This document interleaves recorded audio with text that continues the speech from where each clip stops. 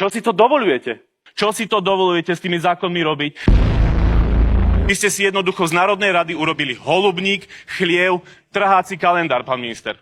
To je to, čo ste si urobili, pán Kamenický. To, čo vy ste tu dorobili, že 3 konsolidácie ste uvalili na ľudí, že ste im pozvyšovali všetky poplatky, diaľničné známky, uvalili ste na ne vyššie DPHčky, normálne všetko zdražilo, zobrali ste im rodičovský dôchodok 200 eur na dieťa.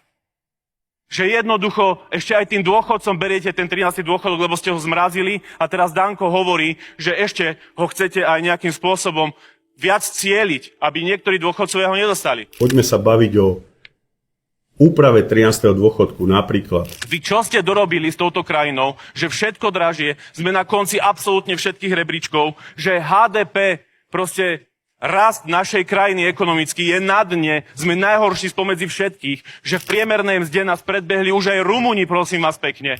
Nie to okolité krajiny. Že ste tak zvýšili daň zo zisku firmám, že všetci odchádzajú. Že ste zaviedli transakčnú daň, ktorá všetky firmy ničí. Že prepúšťajú ľudí a vy sa tu na tom odbavujete, že donesiete zákon o bankách, pri ktorom proste vaši poslanci podajú 15 pozmeňujúcich návrhov, ktoré s tým zákonom nesúvisia. Namiesto toho, aby ste riešili katastrofálny stav našej krajiny, ktorý neurobil nikto iný ako vy.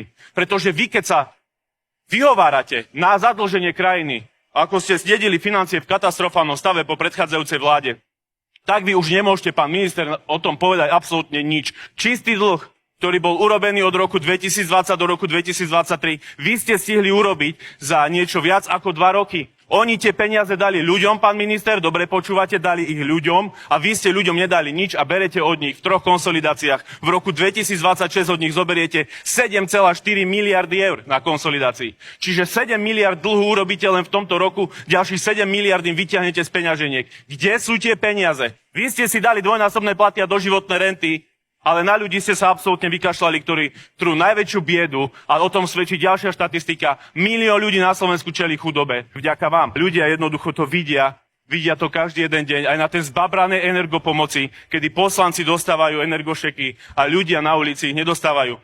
Pretože ste to zbabrali, nič normálne ste pre túto krajinu neurobili, len riešite svoje veci, seba, beztrestnosť, dvojnásobné platy, doživotné renty. To je odkaz vlády Roberta Fica číslo 4.